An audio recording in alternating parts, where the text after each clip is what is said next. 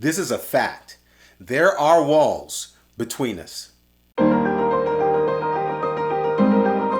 Grace and peace, everybody. Welcome to Sabbath School Study Group. My name is Chris Bailey, and we are in part number 2 of this 5-part series, Understanding so that we can experience horizontal atonement. When we look here in this particular scripture, when we're talking about the breaking down of the walls that are between us, in order for us to appreciate the positive aspects of reconciliation, we have to do a little bit of that dirty work, or something we may not naturally want to do, and that's to recognize the issue, to recognize the problem.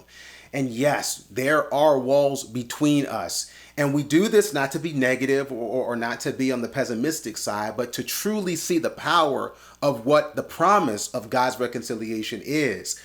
The walls that are between us, when we really can zoom in on them, and we can see the mortar that keeps them as a stronghold, or that makes them so formidable, it allows us to see beyond people. It allows us to see beyond different constructs or contexts that we blame or we credit for these walls. But these walls are actually the result of the architecture of anarchy. They're the result of Lucifer's rebellion that now descends, not transcends, but descends to this earth, as Satan now, whom he became, has infected us with this divisive mentality that is not just pleasurable, in other words, in our flesh, but it's actually natural. It's our default. It's what we will do because of who we are without some intervention. The walls between us mentioned here in Ephesians chapter 2, verse 14, it says that Christ, he is our peace, who hath made both one. And the situation of him making us one is because he's broken down the middle wall of partition between us. Now remember, if reconciliation, we saw this in the first study, if you didn't watch that, catch that. If our reconciliation with one another is the extension of our reconciliation with God through Christ, then we need to understand on the flip side of that is that our issues with one another are because of our issues with God. And when people are separated from God, and when people are apart from God, and we're not looking up, we're only left to look around. And when we see the mess that we're in, we'll actually look at the mess that we're in with one another and because of one another, and then turn around and look up and blame him. It's lunacy, but it's exactly what happens, and why we got to understand these walls are walls of enmity, not just of other people. See in Ephesians 2:12 that at that time you were without Christ, speaking of our natural state, being aliens from the commonwealth of Israel and strangers from the covenants of promise, having no hope and without God in the world. This is really describing the wall. The wall actually makes us aliens. We lost citizenship to what was actually our divine inheritance.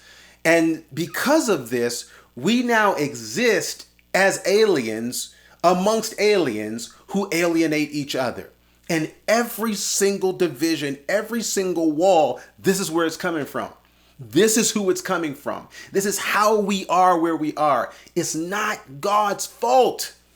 But God's got a fix, and the fix is who we're talking about. Reconciliation through Christ. Because it's there in Romans chapter 5, verse 10. For if, when we were enemies, because of these walls, because of these divisions with God, and now with one another, we were reconciled to God by the death of his son. Much more, being reconciled, we shall be saved by his life.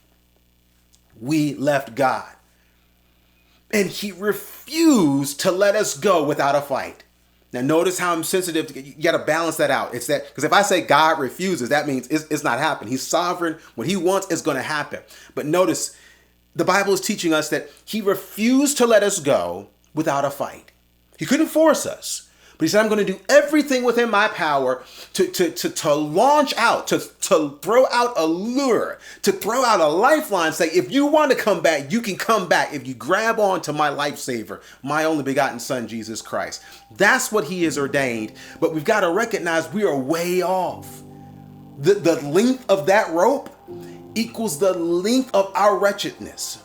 The length of Christ's righteousness has to exceed our wretchedness, and that's how wretched we were apart from him. So as we look at this now and we see the wall, blame the builders, blame the bricks. The mess is in the mortar. And the only part that God plays in this wall is the fact that he says, I got a way to tear it down. And if we would go to him through Christ, that will fix every single division that we see, not just in the world, not just even in our homes, but even the ones that we find in our head and in our heart.